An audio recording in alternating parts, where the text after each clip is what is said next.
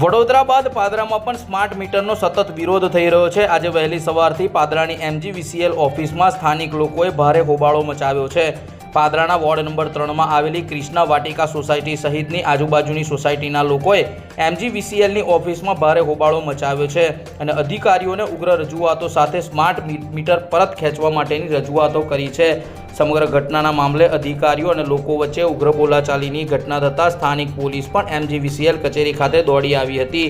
જોકે વિરોધ કરનાર લોકોએ MGVCLની કચેરીમાં બેસીને રામધૂન પણ કરી હતી અને તાત્કાલિક ધોરણે સ્માર્ટ મીટરો પરત ખેંચવા માટે ઉગ્ર રજૂઆત કરી હતી। સ્માર્ટ મીટર ધારકોની રજૂઆત છે કે સ્માર્ટ મીટર નાખ્યા બાદ ગણતરીના દિવસોમાં જ રિચાર્જ પતી જતા લોકોને રાતા પાણીએ રડવાનો વારો આવ્યો છે।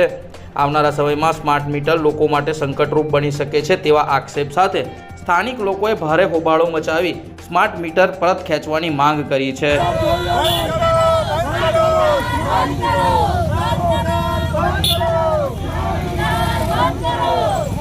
મારું નામ હેતલબેન મંજીભાઈ પટેલ છે।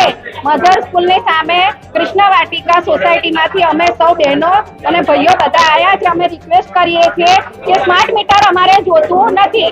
એના કારણસર અમારે બહુ પ્રોબ્લેમ થાય છે। કોઈના ખાતામાં બેલેન્સ હોય ના હોય અમને કન્ફર્મ કર્યા વગર એ લોકો લાઇટ કાપી નાખે છે। જ્યારે અમે બેલેન્સ કરાવીએ ત્યારે લાઇટ અમને પાછી મળે છે। મારી બેબી 2 દિવસથી બીમાર છે એટલા માટે લાઇટ બી કાપી લે છે ને અમારે જૂનું મીટર જોઈએ છે। અમારે નવું મીટર જોતું નથી। હું એક નહીં બધી જનતાને કોઈને જોતું જ નથી સ્માર્ટ મીટર। એટલે જૂનું મીટર અમને આપો અને રોજના 100-150 રૂપિયા બેલેન્સ અમારે કપાય છે। હું પટેલ નયન કુમાર નટવરભાઈ શ્રીજી કૃષ્ણ વાટિકા સોસાયટીમાં રહું છું અને મારું 27 તારીખથી સ્માર્ટ મીટર નાખ્યું છે।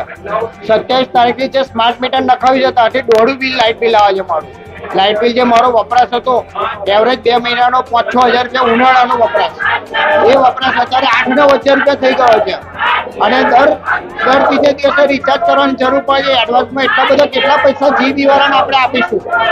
આ કઈ બેંક નહીં આપણે એમને પૈસા એડવાન્સમાં લઈએ। અને બીજું છે કે સામાન્ય માણસ પૈસા લાવશે કદી રોજ રોજ। એટલે મારી જનતાને વિનંતી છે કે જો નવું મીટર નાખવા આવે તો કોઈ નખાવશો જ ના, મોટો ચમરબંધી આવે તો ના નાખશો।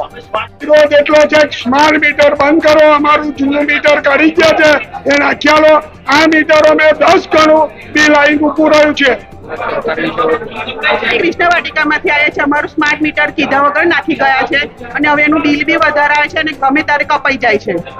અમને જાણ કર્યા વગર ખેડૂત છે, મહિલા છે તો કેવી રીતના અમે સ્માર્ટફોન છે નહીં તો કેવી રીતના અમે જોઈ શકીએ અને કરી શકીએ? 2 મહિનાનું બિલ 10 દિવસમાં આવી જાય તો બીજા પૈસા લાવવાના કઈથી? સ્માર્ટફોન હોય તમને ખબર પડે। સ્માર્ટફોન છે ને સાદા ફોન છે તો અમને ખબર નથી પડતી અમે કેવી રીતના રિચાર્જ કરવાનું। અલગ અલગ વપરાશ થાય છે, કેવી રીતના ખબર પડે કે આપણે કેટલા યુનિટ વપરાયા, કેટલું આવે? આપણને પછી ખબર જ નહીં પડે। ઉનાળો છે, ગરમીના હિસાબે વપરાવાનું તો છે જ।